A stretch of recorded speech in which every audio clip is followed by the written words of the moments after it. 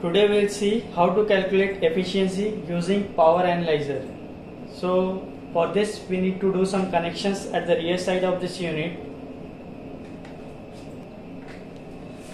This is a 3-phase power analyzer. So this is phase 1, this is phase 2, this is phase 3. First two are the voltage inputs, second are the current inputs. So these all four are for phase 1, same for phase 2, same for phase 3. So to calculate efficiency, we'll use two channels. We'll use channel 1 for input and channel 2 for output. So we have used a breakout box here. So what we have done is, the breakout box also has 4 connections: V low, V high, A low, A high. So V low of power analyzer will go to V low of this breakout box. Same V high of this power analyzer will go to V high of this breakout box. For current, I low of this power analyzer goes to I low of this breakout box, and I high of this power analyzer will go to I high of breakout box, and we'll connect the DUT in this socket.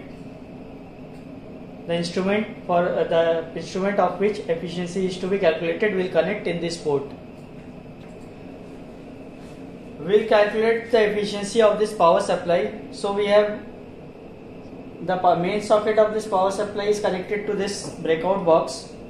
Now input is configured. Now we will connect the output. So the voltage inputs of this power analyzer will go directly to the power supply. So the V high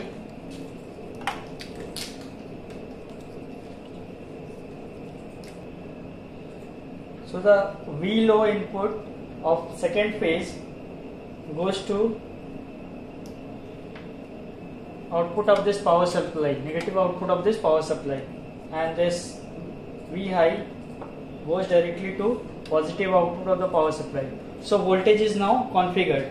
Now for current, we have taken a load here, and the load will come in series with this power supply to this power analyzer.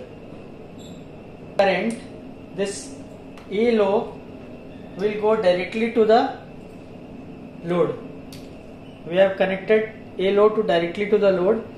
The next connection of the connector of the load will go directly to the minus terminal. So now this positive, the A high, now goes directly to the positive input. So now the load is in series with this power supply. After doing all the connections in the rear side, as we have selected channel 1 as input and channel 2 as output, so as per input we can see in phase 1 we are getting voltage as 237, which is the normal line voltage, and current as 247 microampere. Phase 2 is now not displaying any voltage or current because your DUT is turned off.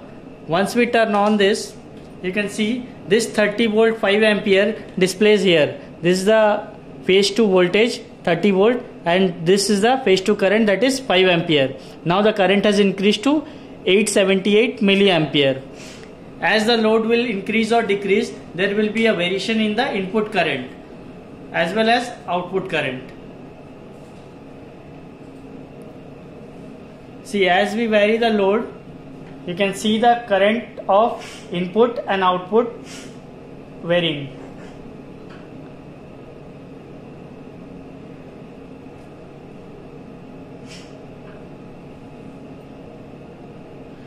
Now to calculate efficiency, first we'll go to acquire. We'll enable 3-phase 3 wattmeter from here.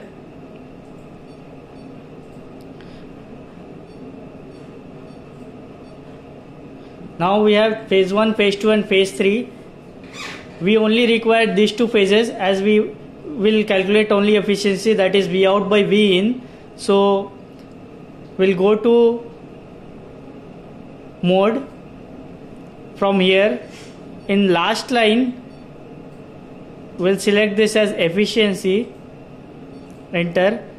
Now as we selected efficiency, now we have to define the formula for efficiency. We have various options here, like if you want to calculate first phase to next phase, you can select this, or next phase to first phase, you can select this, phase 3 to sum, third option, sum to phase 3, fourth option.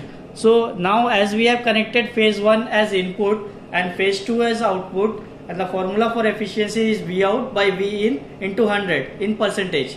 So we'll select next phase to first phase, as next phase is our V out and phase is our input.